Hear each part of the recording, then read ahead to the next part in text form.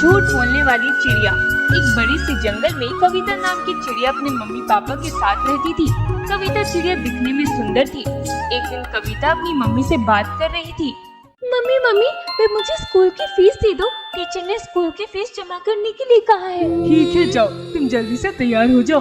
मैं अभी पैसे निकाल कर लाती हूँ। वैसे भी तुम्हारे स्कूल जाने का टाइम हो रहा है। मम्मी 5,000 रुपए लेकर आना। लेकिन तुम्हारे स्कूल की फीस तो 3,000 रुपए है।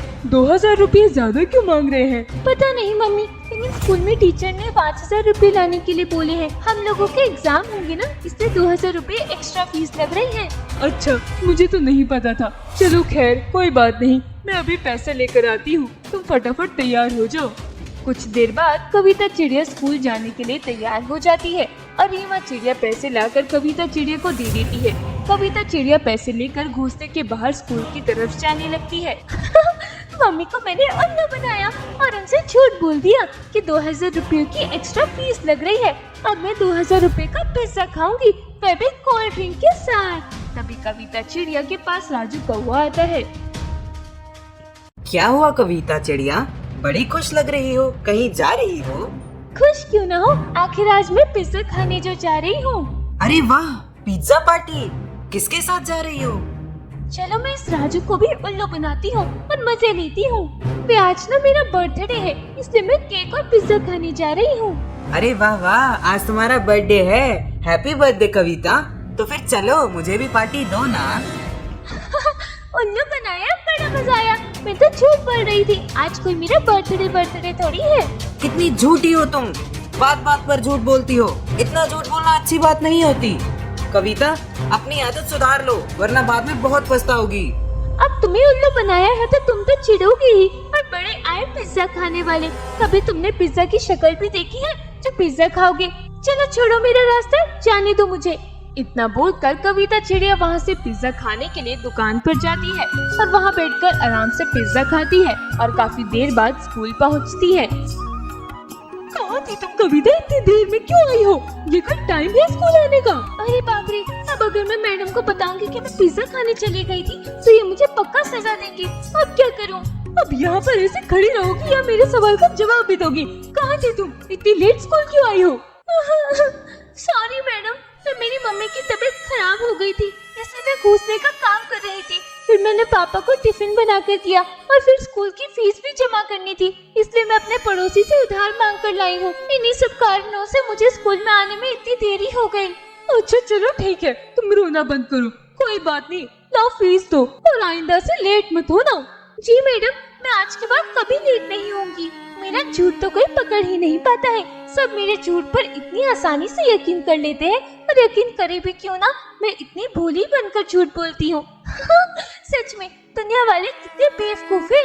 कविता घोंसले वापस आती है। कविता अपने कमरे में जाने लगती है कि तभी कविता के पापा उसे आवाज देते हैं। कविता बेटा, स्कूल से आ गई? आओ मेरे पास आओ, ये देखो मैं तुम्हारे लिए क्या लाया हूँ। क्या लाए हैं पापा आप मेरे लिए?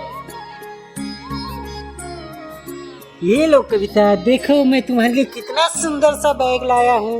अब तुम इसे लेकर स्कूल जाना, ठीक है? अरे वाह पापा, ये तो बड़ा ही अच्छा है।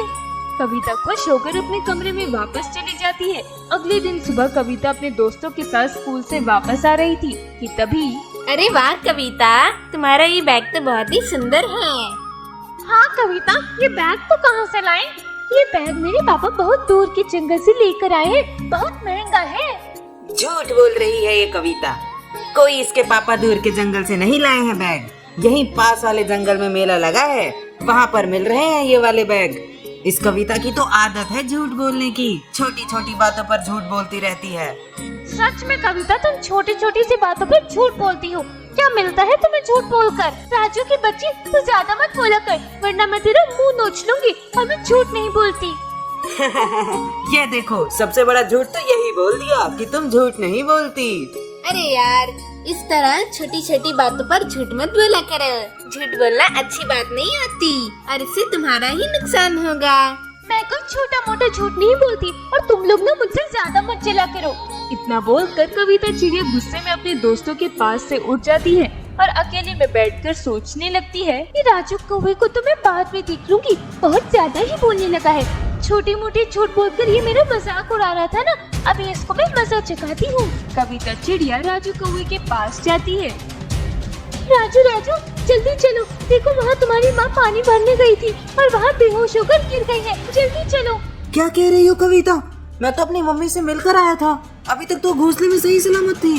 पागल हो गए हो क्या? मैं अभी अभी तुम्हारी माँ को नदी के पास बेहोश देख कर आ रही हूँ, जल्दी चलो। राजू कौवा घबरा जाता है और जल्दी जल्दी कविता चिड़िया के साथ नदी के पास आ जाता है। कविता कहाँ है मेरी मम्मी? तुमने मेरी माँ को कहाँ पर बेहोश देखा? तुम्हारी माँ तो तुम्हारी घोंसले में है ना, अभी तुमने ही तो बताया। कविता चिड़िया, ये तुमने अच्छा नहीं किया, देख लेना भगवान तुम्हें इसकी सजा जरूर देंगे। इतना बोलकर राजू कौवा वहाँ से उड़ जाता है। कविता चिड़िया वही नदी के पास वाले पेड़ की छांव में बैठ जाती है कि तभी रवि तोता कविता के पास आता है। कविता कविता, तुम यहाँ पर इतनी आराम से बैठी हो और वहाँ तुम्हारे मम्मी पापा का एक्सीडेंट हो गया है, जल्दी चलो। अच्छा, तो तुमको यहाँ राजू कौवे ने भेजा है ना? पागल हो गई हो क्या? मैं राजू से नहीं मिला, अभी तुम्हारे मम्मी पापा का एक्सीडेंट हो गया है। अब तुम यहाँ पर इतनी आराम से बैठी हुई हो, चलो जल्दी से, वरना तुम्हारे मम्मी पापा मर जाएंगे। मुझे पता है तुम झूठ बोल रहे हो। राजू को जैसे मैंने अभी उल्लू बनाया, तुम भी मुझे वैसे ही झूठ बोलकर उल्लू बनाना चाहती हो। लेकिन मैं तुम सबकी तरह पागल थोड़ी हूँ। मेरे पापा ऑफिस गए हुए हैं और मेरी मम्मी घोंसले पर है। बहुत पछताओगी कविता, अगर तुमने मेरी बात नहीं मानी तो। मैं झूठ नहीं बोल रहा हूँ, सच में मैंने अभी तुम्हारे मम्मी पापा को देखा है, चौराहे पर उनका एक्सीडेंट हो गया है। जाओ यहाँ से, वैसे भी मैं अपने घोंसले में ही जा रही हूँ, वहाँ मैं अपनी मम्मी को देख लूंगी। ठीक है, मत सुना मेरी बात, बाद में खुद ही पछताओगी। कविता चिड़िया अपने घोंसले जाती है। मम्मी मम्मी कहाँ है आप? कविता पूरे घोंसले में अपनी मम्मी को ढूंढती है, लेकिन कविता को उसकी मम्मी कहीं नहीं मिलती। तब कविता को रवि तोते की बात याद आती है। कविता जल्दी से चौराहे की तरफ जाती है तो देखती है कि रवि की बात बिल्कुल सही थी। कविता के मम्मी पापा का चौराहे पर एक्सीडेंट हुआ था और वहीं पर उनकी लाशें पड़ी हुई थी। कविता अपने मम्मी पापा की लाशें देखकर जोर जोर से रोने लगती है। मम्मी पापा उठिए ना। तभी वहाँ पर रवि तोता आता है। चुप हो जाओ कविता, अब रो रो कर भी क्या फायदा होगा। मैं तुमसे कहता रहा ही था, तुम बाद में पछताओगी, मगर तुमने मेरी बात नहीं सुनी। मुझे नहीं पता था मेरी झूठ बोलने की आदत मुझसे मेरे मम्मी पापा को छीन लेगी। अब मैं आज के बाद कभी भी झूठ नहीं बोलूंगी। इस तरह से कविता चिड़िया को झूठ बोलने की बहुत बड़ी कीमत चुकानी पड़ी।